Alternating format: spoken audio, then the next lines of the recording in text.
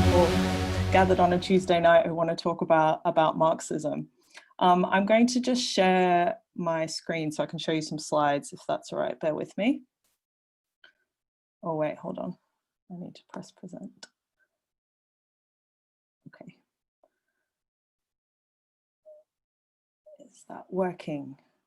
Great. Okay. So to start, I think it should be obvious from all of us in the UK, at least, sitting in lockdown as we are, that we live in a time that's marked more and more by instability and crisis. We're living through the crisis of the pandemic. The threat of climate breakdown is crashing upon us and remains imminent. And what we want to talk about today is the economic crisis, which is kind of rippling around the world as we speak. And what I want to argue really is that these crises emerge from within the economic system that we live under, capitalism, and why I think an analysis based in Marxism provides us with the clarity to understand these crises that we're living in, and also provides the clarity for understanding how we should organize. So the first thing to say really is about the pandemic. I think we should dispel the kind of common sense view that pandemics are kind of unavoidable disasters that can't be controlled or foreseen. The reality is that COVID-19 is just the latest in an accelerating wave, excuse me, of deadly epidemics. And really it's a symptom of a deeper process of ecological destruction as large-scale deforestation, capitalist industry puts human populations and industry more into contact with parts of the wilderness, and so in contact with pathogens for which we don't have immunity to. COVID-19 is actually the third coronavirus to emerge in the last 20 years to make the jump from animals to humans. We had the SARS scare in 2003, not sure if people can remember, the MERS epidemic in 2012. And there are still other pathogens which epidemiologists have been warning us about. So avian bird flu, still deemed an imminent threat by the World Health Organization. Coming out of this process is the horrors of factory farming. So that's kind of the first thing I want to say before we get into the rest, that the pandemic itself is a crisis produced by capitalism as it commodifies and encroaches into more and more of the natural world. But we know that we aren't just experiencing a health crisis. The pandemic has been a trigger really for a massive economic crisis as well. But I mean, if you're my age or younger, which I think most people are in this room, most of your adult life, there have been major problems with the economy. So I graduated high school at the end of 2008, just as the world economy was gripped by the great financial crisis, the last big crisis we experienced.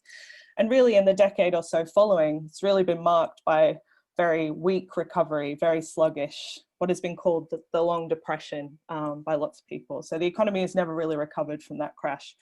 In fact, many were predicting a crash before another crash, before this pandemic. So really there's something going on here that's bigger than can be explained by outside shocks to, a system that's normally healthy and functioning. So that's what I want to focus and talk about today is that deeper and persistent crisis.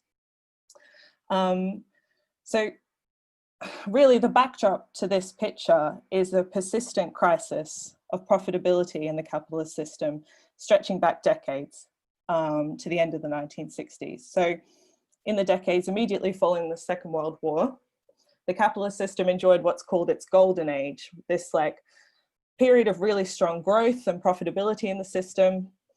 This was like haymaking days of capitalism, massive and fast expansion.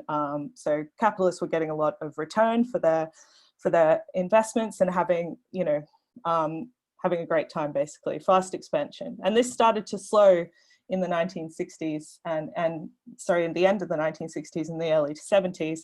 It came to an end and a crisis occurred in the economy. So if we think of the motor of the system as profit making, this motor kind of weakened and faltered in the 1970s. So in response to this slowdown, the capitalist classes around the world turned to what is called neoliberalism, what it's called now, as a way to kind of solve this crisis and to restore profitability. So this involved, cutting public spending, privatizing industries, pushing down on wages of workers, and really attacking the power of labor unions to fight for pay increases and protection against exploitation. But and most importantly, I think for us, for what we're talking about today, they really turned to unleashing finance and credit and debt as this really powerful force in the economy. So banks and financial institutions are kind of deregulated to expand credit and debt beyond what, you know, the real or the productive sector of the economy. So obviously credit, or maybe not obviously, but credit can be used productively by capitalists, you know, to expand production. They can take on debt to build new factories, hire more workers, in the expectation that they'll, you know, make back what they've borrowed plus profits through investment. But when profit rates are low, which they started to falter, as I showed before, the risk to take on debt to expand production was too great for so low a reward. So instead of investing in production, there was a growth of what's called financialization, or proliferation of financial kind of speculation, big bubbles of debt, you know, and this speculation that would allow people to bet against future profits, exchange rates, prices, etc. So more and more products based on credit and debt that didn't actually encourage particularly productive investment. And this trend kind of accelerated in the 90s and the 2000s. So this came to kind of a spectacular end in 2007, 2008, where kind of the extent of this vast bubble of credit-led expansion was revealed. There were a series of bubbles of finance and credit up until this point, but this was the major crisis. And if we think back to what was the reaction of states around the world to this crisis, central banks, governments, etc., was to bail out the banks, provide massive stimulus, flood the system with even more credit. You know, they cut interest rates, provided, as I said, massive stimulus packages. And this kind of halted a massive, massive crash, and propped up the system, but really did nothing to address this underlying ill health in the economy. And this low profitability is probably revealed most sharply in the persistence and growth of what are called zombie companies. So these are firms that can barely cover the costs of servicing their debts from their revenue, let alone invest in new productive capacity. You know, they take on credit to keep up their operations year after year, while interest rates are low and credit is easy to access, but they really add no dynamism or growth to the system, and they drag on the health of the economy as a whole. So to get to our point, why does a Marxist analysis help us in this situation? And I think to begin with, mainstream economists were completely unable to kind of predict the crisis of 2008, and for the most part explain why growth hasn't been able to recover since then. And I think this shows basically a fundamental misunderstanding of the drivers of the system, which is why I would argue that a Marxist understanding is the most powerful tool to understand our present crisis and this deeper economic crisis that underlines it, that we're talking about. So Marx was like exploring and writing about capitalism when it was still in its infancy in the mid-19th century, but he could see that like inbuilt into the system were these contradictions which would inevitably lead to crisis, instability. And this is really borne out in the evidence since he was writing, which, you know, interspersed with periods of growth, has not been able to escape repeated crises of, you know, varying intensity for from then until now. So the question really is not if there will be a crisis, but when it will break out. So while investigating the system, he saw that inbuilt into it was a tendency to crisis, and he had a famous and controversial theory, which I'll lay out for you now, which is called the law of the tendency of the rate of profit to fall. So it's a theory that says over time, profitability tends to fall within the system as it kind of develops and grows. And the reason for that is, again, this is a bit theoretical, but bear with me.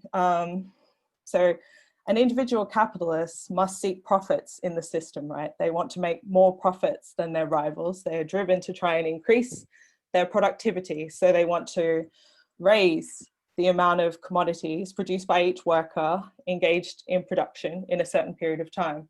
So by raising the output, they're more likely to invest in more and more machinery and technology for each individual worker. So for instance, say if one worker and a machine can produce 20 coats in an hour, for instance, instead of 10 workers, each making one coat, for instance, that allows that individual capitalist to sell their coat just cheaper than their rivals who don't have this machine. So they're able to undercut them slightly and make healthy profits for a time being. But because of the nature of competition which exists within the system, the other capitalists, seeing what this capitalist has done, is soon going to try and take up this technology. So this machine will be taken up by the capitalists, who would, then start a period of like constantly undercutting each other until the price or the price of the coat is now much lower. So there's no more healthy profit to be made. It's been pushed right down. So the search for profits and that drive to increase productivity, which is completely rational within the system for one individual capitalist, puts downward pressure on profitability across the system as a whole. Obviously, this has implications, right? So the very forces which drive the system forward, which make it so dynamic, that competition, trying to raise productivity, put out more, create more stuff. Over time, this starts to undermine the ability of the system as a whole to grow and expand. So the implications are that the very forces which make it so dynamic, as I said, have undermined it. This is important, obviously, has explanatory power, right? It explains and it sheds light on repeated crises in the system. But it also helps us to understand how capitalism has developed through history, why we've seen this massive expansion of debt and credit in the system that's been used to try and push the system forward, even when it's kind of stagnating. Really, the only way to restore health to the system is to allow these unprofitable firms to go bust. These zombie companies need to go to the wall. But really, the consequences of allowing these massive companies to go bust would have really vast and unpredictable consequences. It'd be kind of like pulling down a skyscraper or something. Could do really, untold destruction to the economy. So states and governments that we've seen rush in to kind of prop up the economy. They don't want to be responsible for allowing it to all go belly up, but it does nothing to fix that deeper and underlying problem of profitability. And I think obviously this has implications for us as socialists, people who want to see change in the world. If the only way for the system to be restored to health is through a major recession, that means that only through kind of vast amounts of suffering and destruction, lots of people going out of work, people being thrown into poverty, etc., that's the only way that the system can enjoy a rebound in profitability. So our conclusion, I think, should be that capitalism as a system is not only the driver of ecological destruction, pandemics, climate change, but through its own mechanisms, creates chaos and instability in the economy, which we all rely on to survive. So I'll leave it there. How do I end this? Cool. Amazing. Thank you so much, Jess. That was really, really interesting, really, really clear as well. Our next speaker is Joseph, the author of A Reader's Guide to Marx's Capital. Okay, thanks. You can hear me all right, I hope. I don't have a PowerPoint, so I'll just speak if I may. Let me first say that Jess has set out extremely clearly and extremely well what I've called in the pages of the journal I edit, International Socialism, the triple crisis of capitalism. And what I mean by that is you have this deeper backdrop of a catastrophic ecological crisis driven by capitalism, which generates catastrophic climate change, destruction of natural habitats and so on. Emerging out of this, you have pandemic disease, the second aspects of the crisis. And then this triggers the third aspect, which is really the latest stage in an ongoing series of economic crises. So it's a very dramatic series of crises which are accompanying capitalism in this period. And what I want to go through is how the tools of Marxism can help us to explain what's going on, building on what Jess has already told us. Now, Marx writes in one of his very early writings, to be radical is to grasp at the root of the matter. And he goes on to say the root of the matter for humans is humans themselves and their activity. What does he mean by this? What Marx is saying is that humans emerge as a distinctive part of nature once they begin to engage in labour. And by labour, Marx isn't just talking about work, he's talking specifically about collective, conscious activity through which humans transform nature to meet and realise their needs as human beings. And Marx is arguing that through collectively, socially, actively and consciously working on nature, we don't just transform nature, but we also transform human society, building within that society new capacity, acquiring new multifaceted complex needs, and transforming the nature of society itself.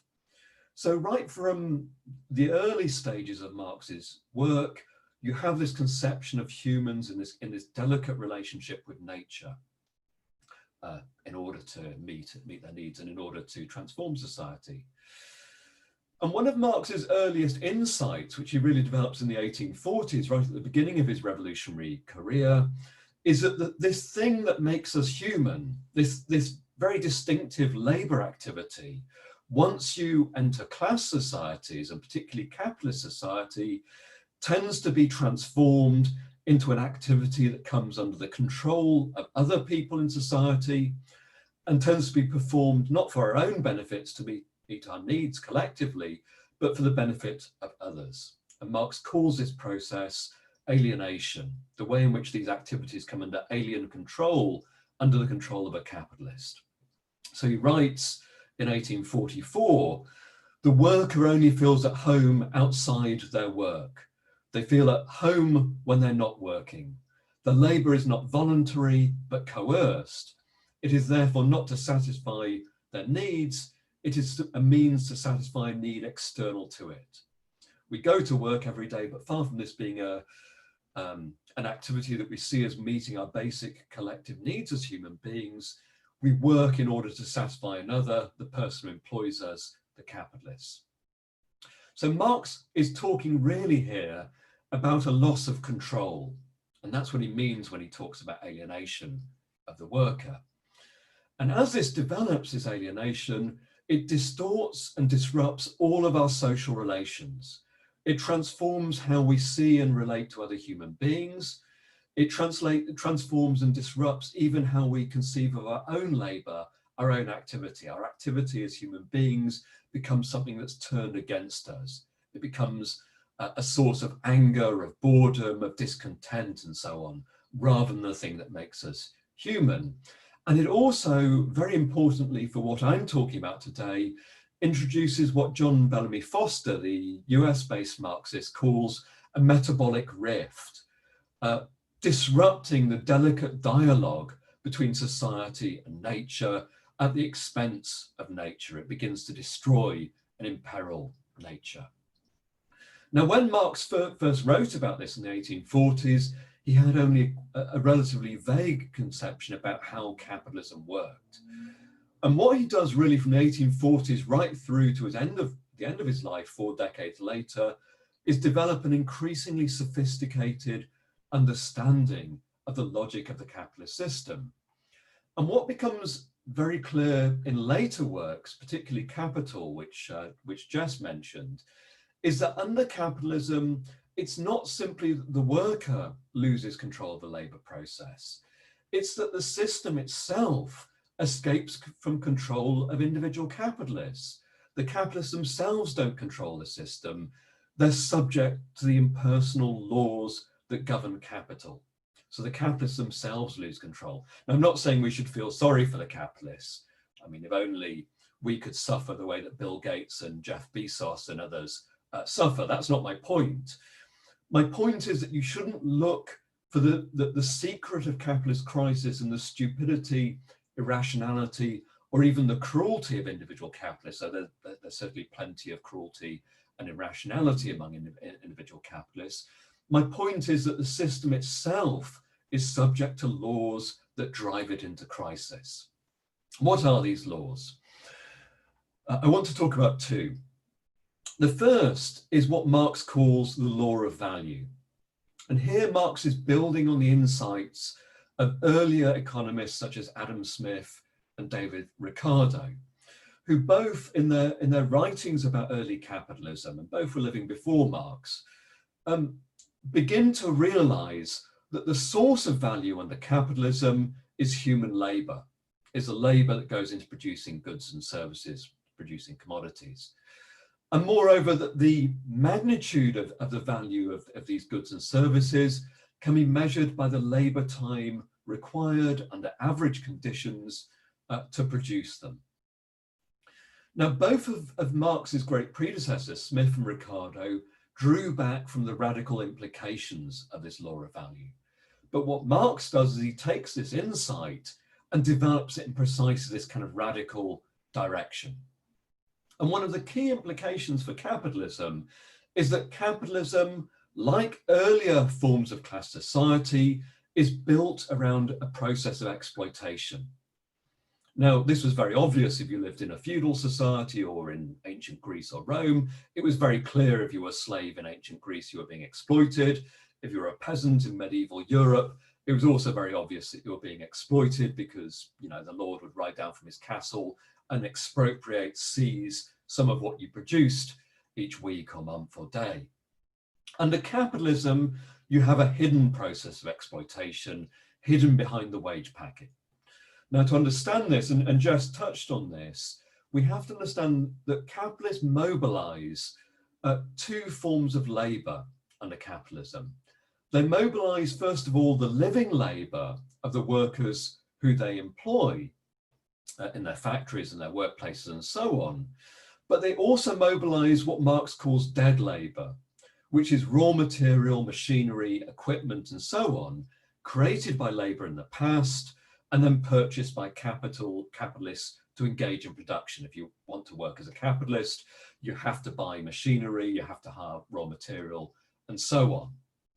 And Marx's argument in Capital is that the value of this raw material, machinery, and so on, passes through into the finished product and can then, all being well, be recouped by the capitalist. So the capitalist makes neither a profit nor a loss on dead labor. Living labor, the workers that the capitalist hires inside the workplace, is different. Under capitalism, workers themselves sell a commodity, but the only commodity you have to sell is your capacity to labor, your labor power. And when you work, you might work an 8-hour day, and through working an 8-hour day, on average, you're going to generate 8 hours worth of new value for the capitalist. But the capitalist has to then pay something to the worker that they hire. And Marx says, what is it that the capitalist has to pay to the worker?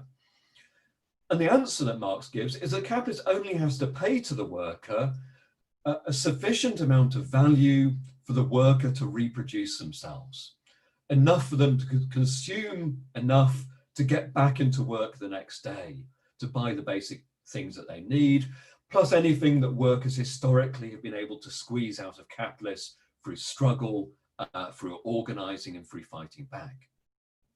And if we say, for the sake of argument, that this amounts to 4 hours worth of value, there will always be a gap between the 8 hours of labor performed by the worker and the 4 hours worth of value received by the worker. And this gap is a source of the expansion of capital, the source of profit for the capitalists. And a central argument that Marx makes in Capital is that the entire capacity to expand of the capitalist system is a result of this gap, is a result of this exploitation in which the worker, on average, generates more wealth for capital than they receive in the form of the wage. And it's really important to understand this process of exploitation, Because if the capitalist system is intrinsically exploitative in this manner, then there isn't really a path to fundamentally reforming capitalism. Of course, we can fight for reforms, but ultimately we want to end exploitation, we have to overthrow capitalism. Now, I think there are 3 points I just want to make about this law of value for clarity. The first is it's an abstract law. It's a law operating below the surface. It's not always straightforward to establish how much people are being exploited, although people have tried quite successfully to do so from a Marxist perspective. But it's much more like the law of gravity. We don't see or taste or smell gravity, but it shapes the whole society that we live in. It's an abstract law in that sense. Secondly, Marx argues explicitly that he doesn't try to prove the law of value. Rather, the proof of the law of value are the 3 volumes of Capital that he writes and the kind of consequence of law of value that Jess talked about in her introduction. Marx says, I can explain the dynamism of capitalism and I can explain why it goes wrong. That's why you should take me serious about the law of value. And third, Marx is not making an argument about how capitalism should be. He's making an argument about how capitalism is. Sometimes you get people on the left who don't understand this point, complaining that the law of value leaves out things such as the household labor disproportionately performed by women in the household historically under capitalism, or it leaves out of the equation nature and the value we should attribute to nature. And Marx, but Marx is making a very different point. He's making a point about the activities and the things that are valued by the capitalist system, a barbaric system that he wanted to overthrow.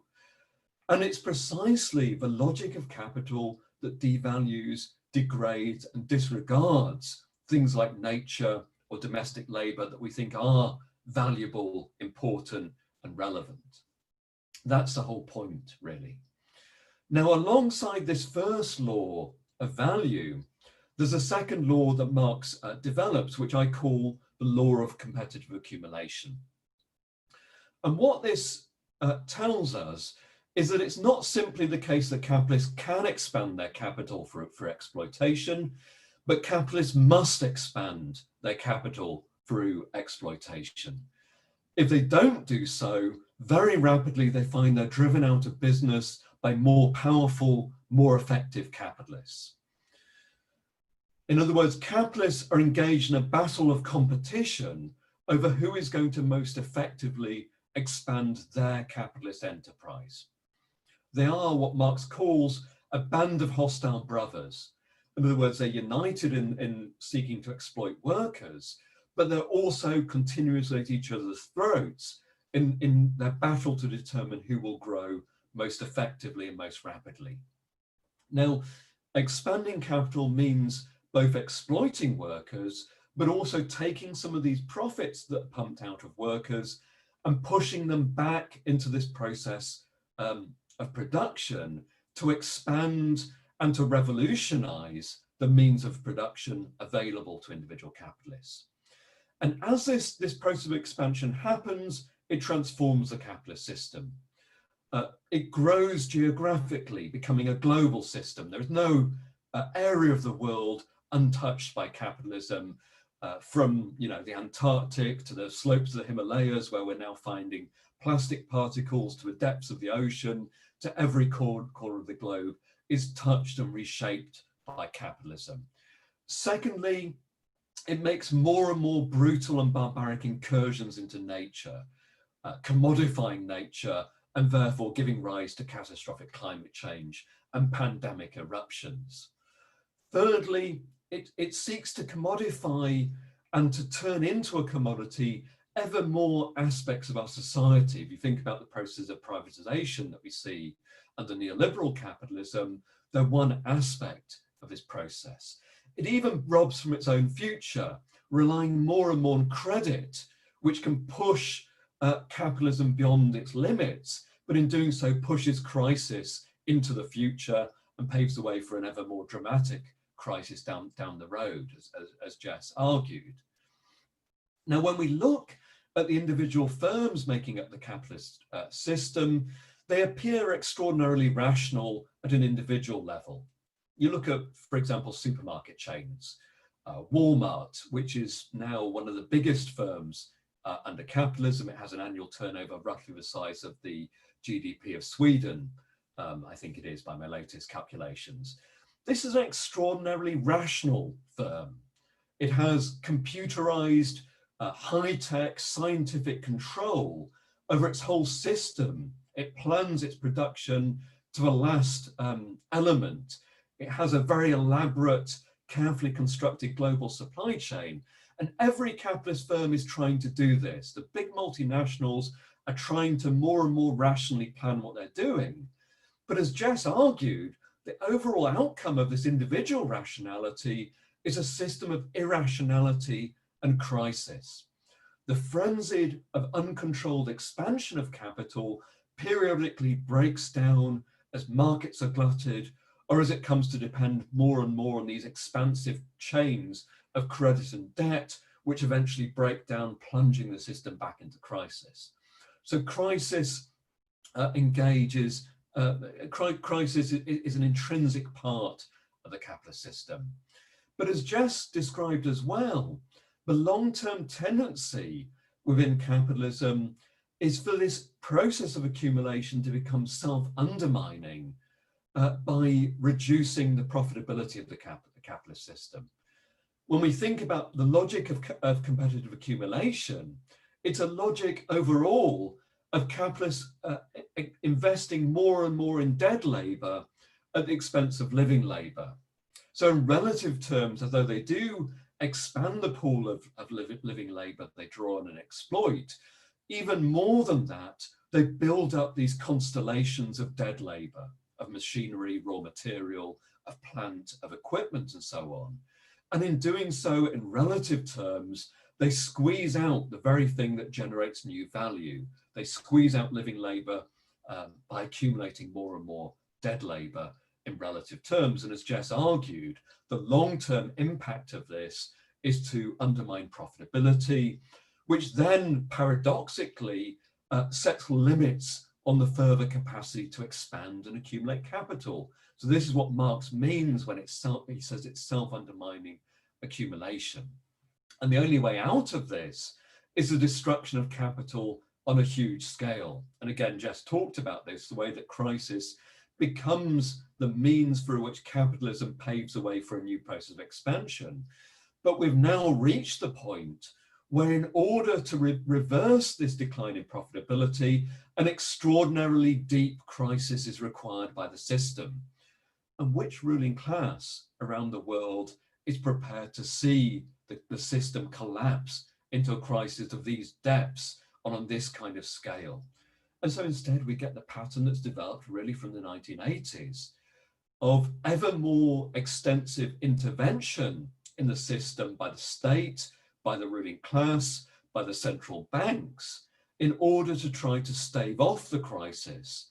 And in doing so, they create this pattern of what I and Michael Roberts and other Marxist economists have called a long depression, in which you get slowing growth, deepening inequality, flagging investment, worse and worse job creation, expanding credit reliance, and so on, interrupted by periodic crises and periodic interventions to try and resolve the crisis. Now, this brings me to the final point, which I want to make for the last 2 or 3 minutes, which is really about what the alternative is. If you look at the history of capitalism, the dream of the reformers of capitalism since the 19th century has been to try to impose some sort of overall rationality on the capitalist system, using the capitalist state as a tool to do so. And there are 2 fundamental problems with this reformist attempt to address the problems of capitalism. And again, it doesn't mean we don't fight for reforms. I'm talking about the fundamental long-term problems it encounters. The first is that even if you could eradicate crises from the capitalist system, and I don't think you can for reasons I'm going to come on to, the system would still remain an exploitative system based on sucking wealth out of workers And moreover, it would still subject workers to these forms of alienation, which robs workers of any kind of democratic control over the system of production. This cannot be a vision for a truly socialist society in which you democratically and collectively plan production in a sustainable way to meet human needs and the various expanding needs of human society. Secondly, even if the state were able to step in and forcibly regulate production across a national economy, at an international and global level, the rules of the game are still the rules of competitive accumulation. Even a fully nationalized economy, completely controlled by the state, it wouldn't be a form of socialism, it would be a form of state capitalism, like the form of society that emerged in the late 1920s in Russia when Stalin took power and reversed the gains of the 1917 revolution. It would be a form of society built around exploitation and accumulation in order to prevent your capitalist state being overrun by rival capitalist states by military or economic means. And anyway, even this kind of barbaric sort of state capitalist route seems much less viable today when we live in a global society, a global capitalist society, far more dependent than ever before on global systems of production, cross-border trade, and financial flows that span national borders. And it means that reformism today takes on this very tragic aspect. It infuses millions of people, lots of people look to reformism still, but it very rapidly clashes with the reality of trying to win reform under a crisis-prone, weakening, globalized capitalist system. So you get these figures such as Bernie Sanders in America, Jeremy Corbyn in Britain, who quite rightly inspire millions of people, but they're tested extraordinarily harshly and rapidly by the logic of trying to find a place in the capitalist system and the capitalist electoral system that relies on your ability to prove that you can effectively run a capitalist society. You see this not just in Britain and America, but look at Greece, where in 2015, Syriza, a radical left-wing party, wins power within the capitalist system. The European Union and the sort of capitalist forces cluster around it say, no, you can't break with austerity. And instead, these capitalist forces break the Syriza government as a radical force, forcing it to push through austerity. In Spain, in the Spanish state, massive hope placed in Podemos, again, a radical left party. But today, Podemos has had its wings clipped. It's governing alongside a traditional centre-left party in coalition, and it's forced to accept the realities of Spanish capitalism. So what's the alternative to this reformist path?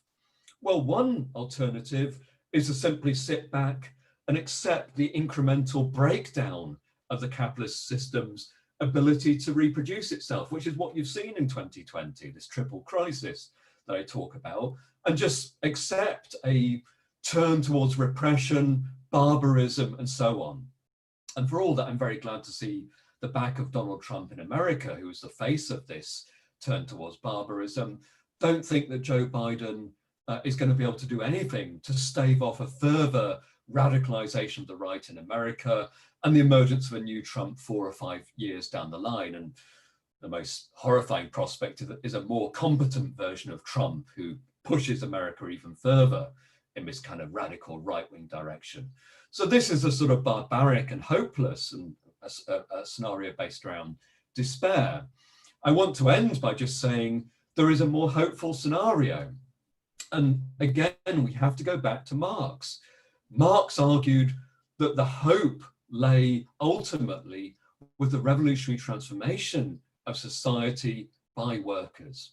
As I've argued in my talk, the capitalist system relies fundamentally on the labor of workers. And this pandemic has shown very clearly, if you look at health workers, supermarket workers, transport workers, and so on, the capitalist system is still fundamentally dependent on collective labor of workers. This is a source of vulnerability for our rulers and a sense of strength for our side. The question is, whether workers can find ways, as they have historically done through the whole history of capitalism, to mobilize this collective strength to resist. And I would end on a hopeful note. The collective capacity to resist exists on a much, much bigger scale today than at any point in history. When Marx wrote in the Communist Manifesto, "Workers of the world unite," he was talking about a couple of tens of millions of people. Today, we're talking about something like 2 billion wage laborers on a global scale. Truly, as Marx put it, wherever capital goes, it creates its potential gravediggers. And what we're beginning to see are powerful struggles emerging among new and old groups of workers. We saw this in 2019 with the mass struggles in Ecuador, Chile, Catalonia, France, Hong Kong, Algeria, Sudan, Puerto Rico, many other countries I could name. We're seeing it begin to develop again this year in the context of the pandemic in Nigeria, Bolivia, Thailand, Belarus, and it takes other expressions, the Black Lives Matter movement and so on. Now, these movements are powerful, important movements. They've not yet developed the scale, the social roots, or the clarity of ideas required for them to pose a systematic challenge to the capitalist system through revolutionary transformation that turns that system upside down. But following Marx today means us intervening in these struggles and the other more small-scale struggles that are erupting around us at this very moment, to try to ensure that in the future, these kind of movements can develop within themselves the kind of resources that they need to begin to mount a fundamental, systematic challenge to this barbaric system. So that's the challenge that really is laid down before us today.